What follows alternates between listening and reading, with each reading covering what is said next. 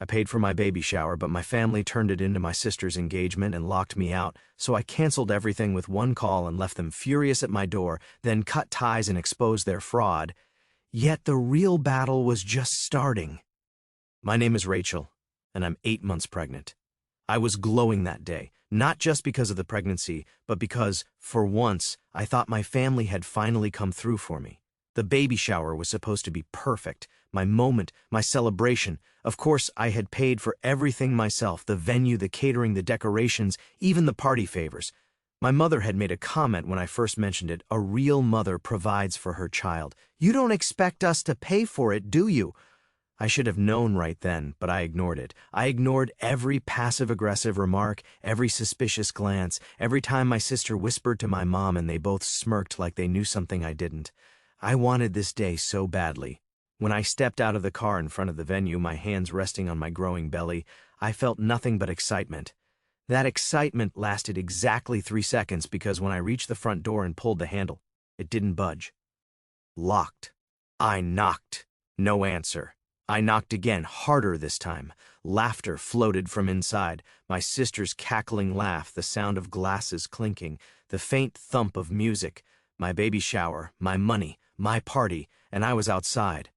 I was just about to call someone when the door finally creaked open. My mother stood there, dressed in an elegant navy blue dress, her hair styled perfectly, her lips curled into a small, smug smile. She didn't move to let me in. Instead, she leaned against the doorframe like she was waiting for me to catch on. "Oh," she said, tilting her head. "What are you doing here?" I let out a breathy laugh, sure this was some kind of twisted joke. It's my baby shower," she sighed, like I was the biggest disappointment in the world. "Sweetheart, this is a celebration for real mothers." The words were so absurd I actually blinked. "Excuse me?" My voice came out sharp, my hand tightening around my belly. "You haven't done anything for this family," she continued, her tone sickly sweet. "You think throwing money around makes you one of us?" Behind her, I saw them, my aunts, my cousins, my sister, my entire family, laughing, sipping champagne, plates full of food I paid for. They weren't expecting me. They hadn't planned for me because I was never supposed to be here. My throat tightened, but I forced myself to swallow it down. I wasn't going to give them the satisfaction of seeing me break. "I paid for this," I said slowly, voice dangerously low. "And we appreciated it," my sister chimed in from behind my mom, smirking. "Really, we do. The decorations turned out amazing. Too bad you won't be enjoying them." Aunt Linda chuckled from the side. "Well, that's what happens when you prioritize yourself over family, dear." I could taste the bile rising in my throat. "Are you serious?" My voice wavered. "I have done nothing but give to this family. I have supported you, helped you, paid for things none of you ever even said thank you for. And now you're—" "Lower your voice," my mother hissed, eyes flicking toward the hallway. "You're causing a scene at my own baby shower." Suddenly, I was 7 years old again, standing in our dimly lit kitchen, holding up a crumpled drawing of a stick figure family. "Look, Mommy, I made this for you." She barely glanced up from the sink, scrubbing a plate so hard I thought it might shatter. "Rachel, not now. Go help your sister with her homework. She actually needs it." I had swallowed down the lump in my throat and done as I was told because that's what I always did. Even now, decades later, nothing had changed. I took a slow, steady breath, blinked away the sting in my eyes, and smiled. "All right," I said, tilting my head. I just stood there, staring at my mother's cold, unreadable expression. A celebration for real mothers, she had said. I had paid for the venue, the food, the cake. I had planned every detail, and yet, somehow, I wasn't even allowed through the door. The laughter from inside grew louder, floating through the gap in the door like poison. My fingers curled into fists. "Mom," I said, my voice tight, "what's going on?" She sighed like I was exhausting her. "Rachel, this isn't a big deal. You're overreacting." I glanced past her shoulder and saw my sister Ava in an expensive white dress, holding up her hand as a group of women admired the diamond on her finger. My stomach twisted. "What is this?" My voice came out quieter than I wanted it to. Ava turned then, locking eyes with me, and the smile that spread across her lips was pure malice. "Oh, didn't Mom tell you?" she said sweetly. "It's my engagement party." My world tilted. I looked at my mother again, hoping, praying for some kind of denial, some kind of explanation that would make this less than what it was. She didn't even blink. "Rachel," she said patiently, "like I was a child, you have to understand. A baby is—" Well, it's not exactly the same as an engagement. We needed to prioritize something the whole family could celebrate. You replaced my baby shower, I whispered, barely able to form the words. It just made sense, she said with a light shrug. Besides, you don't even have a husband. There it was, the real reason. Ava let out a fake, sympathetic sigh. I mean, come on, Rachel. A baby out of wedlock? It's not exactly something to throw a party for. I felt the sting behind my eyes, but I refused to let them see it. I had spent months trying to convince myself that things were different now, that my mother and sister, no matter how self-absorbed, would at least pretend to care about me and my baby. I was wrong. I took a deep breath, forcing myself to stay calm. Okay. Ava raised an eyebrow. Okay? I smiled. Yeah, okay. Then I pulled out my phone. My mother stiffened. Rachel, what are you doing? I held up a finger, dialing the number I had memorized weeks ago, just in case. The line rang twice before a smooth, professional voice answered. Ms. Wright, I assume this is the call? It is, I said, keeping my eyes locked on my mother's. Cancel everything. A sharp inhale. Understood, I'll handle it now. Click. Ava frowned. Wait, what do you mean, cancel everything? I slid my phone back into my purse. Oh, you'll see. And then, without another word, I turned and walked away. I didn't need to see their reactions, not yet, because in exactly 10 minutes, when the catering company pulled out, the waitstaff walked away, and their guests stood in an empty, undecorated venue, that's when they'd truly understand. So, after getting locked out of my own baby shower, which had secretly been turned into my sister's engagement party, I made a call. I canceled everything, and then I walked away. I thought that would be the end of it. I was wrong because less than 10 minutes later, my entire family showed up at my house screaming. I had just stepped into my apartment when the first call came. Mom, incoming call. I let it ring. Then came another. Ava, incoming call. Declined. Then a text from Aunt Linda. Rachel, what did you do? The venue is empty. The guests are standing around looking confused. Call me now. I smirked. Good. I barely had time to toss my purse onto the counter before I heard it, tires screeching outside. A moment later, there was a furious pounding on my door. Bang, bang, bang. Rachel, open this door right now. I took my time. I wanted them to wait. By the time I finally swung the door open, my mother, Ava, and two of my aunts were standing on my doorstep, red-faced and shaking with rage. What did you do? My mother hissed through gritted teeth. I leaned against the doorframe, arms crossed. Oh, you mean the engagement party? The one you replaced my baby shower with? The one you didn't even bother to tell me about? Ava shoved past me into my apartment. You ruined everything, she shrieked, turning so fast her heels nearly slipped against my floor. Do you have any idea how humiliated I am right now? All my friends were there, Rachel. The photographer was already set up. The engagement cake was in the back, waiting to be brought out, and then, poof, nothing. No food, no drinks, no decorations, just a bunch of guests standing there looking stupid. I stared at her, unimpressed. You mean exactly how I looked when I showed up to my baby shower and found out I wasn't welcome? Ava's lips curled in fury. That was different, she snapped. I raised an eyebrow. How? Because a baby shower is small, Rachel. An engagement is a real celebration. Mom did what was best for the family. You seriously can't see the difference? My fingers curled into fists. The difference, I said, voice low, is that I never would have done that to you. Ava rolled her eyes. Oh, don't act like some tragic victim. You got pregnant from a guy who didn't even stick around, and you expected Mom to throw a huge party for that? It's embarrassing. Silence. I felt my stomach twist. Ava must have seen the flicker of pain in my expression because she smiled. Oh, please. You think you deserve the same attention as me? She taunted. I'm marrying into an amazing family. I have a future, a husband, a real life. What do you have, Rachel, huh? I swallowed hard, not because she was right, but because she was exactly like Mom. And that's when I knew they would never change. Get out, I said. Ava scoffed. Excuse me? I met her gaze, steady and sharp. I said, get out! She opened her mouth to argue, but then my phone rang, loud, sharp, cutting through the tension like a knife.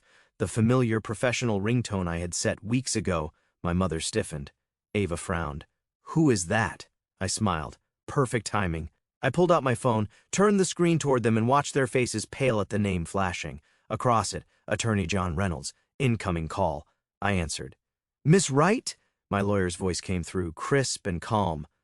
Just confirming that all transactions have been officially voided. Your financial separation from your family is now in effect. A slow, satisfied smirk spread across my lips. "Thank you, John," I said sweetly. "I appreciate you handling it so quickly." Click. I turned back to them. Silence. My mother's expression had gone completely blank. Ava looked like she might actually pass out. "What does that mean?" she finally choked out. "It means," I said cheerfully, "I'm officially cutting all financial ties. No more helping out, no more covering for your mistakes, no more sending money when mom calls crying about unexpected expenses." Turned to my mother. "Oh, and by the way, I called the bank. That credit card you secretly took out in my name? Yeah, they know it was fraud now." Ava gasped. "Mom, you said she wouldn't notice." My mother flinched but said nothing. I laughed. "Oh, and before I forget, Ava," I continued, "you might want to check your wedding budget because that $5,000 deposit you used my name for, it's been flagged. Have fun explaining that to your fancy fiancé." Ava screeched, "You're insane!" She lunged forward, but I stepped back and slammed the door in her face. For the first time in my life, I shut them out, and it felt incredible. It's been 2 weeks since I slammed the door in my family's face, since I exposed the fraud, cut off their money supply, and left them standing outside my apartment in shock. I thought that was the end of it. I should have known better, because now my mother is trying to ruin my life. For the first time in years, I felt free. I woke up the next morning without the usual knot in my stomach. No guilt, no stress, no fear of an early morning call demanding money. Just silence. It was strange at first. I'd spent years living on edge, waiting for the next emergency, the next guilt trip, the next financial crisis that would only be temporary, but somehow always ended up being my responsibility. Now, nothing. No texts, no calls. My mother had finally given up, or so I thought. 1 week later, it started small. A text from an unknown number. "You're being ridiculous, Rachel. Family is family. Call your mother." Blocked. Then a voicemail from Aunt Linda. "Rachel, honey, I don't know what's going on between you and your mom, but she's devastated. She's been crying for days. She told me you just cut her off out of nowhere. Sweetie, that's not like you. At least talk to her." Delete. Then the bomb dropped. I walked into work that morning, coffee in hand, ready for a normal day. But the moment I stepped inside, the whispers started. People were looking at me, staring. I felt the shift immediately. Something was wrong. I made my way to my desk, ignoring the murmurs, and opened my email. Subject: urgent. Rachel Wright. My stomach dropped. I clicked it open. "Rachel, please come to my office as soon as you see this. There's a serious concern we need to discuss. HR Manager, Lisa Porter." I barely had time to process the email before my phone buzzed. "Lisa Porter, HR, incoming call." I swallowed hard and picked up. "Rachel." Lisa's voice was careful, measured. "Can you come upstairs now?" I didn't ask questions, I just went.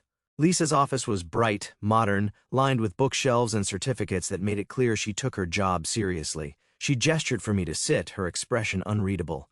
"Rachel," she started slowly, "we received a complaint about you." I blinked. "A complaint?" She hesitated before sliding a printed email across the desk. I picked it up and my blood ran cold. "To whom it may concern, I am writing to formally report an employee at your company, Rachel Wright, for serious ethical violations and concerning personal behavior. Rachel has a history of financial fraud, deception, and emotional manipulation. She has been involved in multiple incidents where she exploited family members for financial gain, taking money under false pretenses, and abandoning responsibilities she had committed to. I believe it is in the best interest of your company to investigate this matter further before entrusting her with any financial or sensitive information. Sincerely, Margaret Wright." I dropped the paper like it burned me. "My mother," I whispered, my throat dry. "My own mother sent this." Lisa watched me carefully. "Rachel, I need to ask, is there any truth to this?" I laughed, actually laughed. "Lisa, my mother is a manipulative, narcissistic liar. She's mad because I cut her off financially, so now she's trying to ruin my job." I exhaled sharply. "And you know what? I can prove it." Lisa nodded. "Okay, show me." I pulled out my phone and scrolled through my emails. There, the fraud report I had filed against my mother and Ava, the proof that they had stolen from me. I placed my phone on the desk and let her read. Lisa's expression darkened as she scrolled. "Rachel, this is serious," she said. "I know." She exhaled sharply and set my phone down. "All right, here's what we're going to do. This complaint, it's going straight to legal. We're flagging it as false and adding a formal note in your file that this was an act of harassment." She looked at me closely. "Do you feel safe, Rachel? Do you need to file a restraining order?" I blinked. I hadn't even thought that far. Did I need to? I chewed my lip, considering. Not yet, but if she keeps this up, I might. Lisa nodded. Keep me updated. And Rachel, you're not in trouble. Don't let her make you feel like you are. I felt something tighten in my throat. I nodded, and for the first time in years, I felt something I hadn't in a long, long time, protected. 2 days later, I had barely processed the work incident when the next attack came. This time, it wasn't my job. It was my apartment. I stepped into my apartment and immediately sensed something was wrong. The welcome mat was gone. The doorbell camera was ripped off. And then, the mess. With shaking hands, I unlocked the door and pushed it open. Inside, trash was scattered across the floor, torn up papers mixed in with overturned furniture. In the middle of it all, a note scrawled in thick black marker, "You made your choice. Now live with it." I felt my pulse pound in my ears. I didn't need to guess who sent it. I already knew. I pulled out my phone and dialed 911. 2 weeks ago, I cut off my toxic family. Since then, my mother tried to ruin my job and failed. But today, I came home to find a note slipped under my door, 4 words in her handwriting, "You made your choice." I called the police, and now it's time to end this for good. The police report the officer stood in my apartment doorway, flipping through his notepad, his nose wrinkled from the stench of rotting meat. "You sure no one else has a key to your apartment?" he asked. "Only the landlord, but my mother knows how to pick locks," I said flatly. He gave me a sharp look. "And you believe she did this?" I stepped aside and gestured toward the note, still lying in the middle of the mess. "It's her handwriting." The officer sighed and jotted something down. "All right, we'll file a report, but unless you have a camera or a witness, there's not much we can do, besides advise you to get a restraining order." A restraining order. A month ago, I would have hesitated. Now I nodded. "Let's do it." The courtroom a week later, I sat in a courtroom across from my mother. She looked smaller than I remembered. Not physically, no, her makeup was perfect, her dress was pristine. But something about the way she sat there, stiff, glaring at me like I had betrayed her, made her seem pathetic. My lawyer spoke first, presenting the fraud claims, the harassment emails, and now the breaking and entering incident. Then came my mother's turn. She scoffed dramatically, shaking her head. "Your Honor, this is absurd. My daughter has always been sensitive, emotional. She's exaggerating all of this to punish me for a simple misunderstanding." My stomach twisted, but I kept my face blank. The judge raised an eyebrow. "So, you deny writing the letter?" My mother paused. "Too long. Well, I may have written something, but it was just a note. A harmless note." The judge turned to me. "Ms. Wright, do you have a copy of the note?" I smiled and held up 2 things, the actual note and a handwriting analysis report. The judge skimmed the documents and exhaled sharply. "Mrs. Wright, this evidence is quite damning." My mother's face twisted. "But I'm her mother. You can't really think I would harm my own daughter." The judge glanced at the documents before nodding. "Given the circumstances, I'm granting the order of protection." Silence. "Then you can't do this," my mother protested, rising from her seat. "Rachel, honey, this is a misunderstanding." The bailiff stepped forward. "Ma'am, please step outside." She turned to me, desperate. "Rachel, I'm your mother." I exhaled, meeting her gaze. "Not anymore." And then I watched her get escorted out of my life for good. 6 months later, the peace was almost unsettling at first. No more calls, no more guilt-tripping texts, no more financial demands disguised as family love. For the first time in my life, I was free.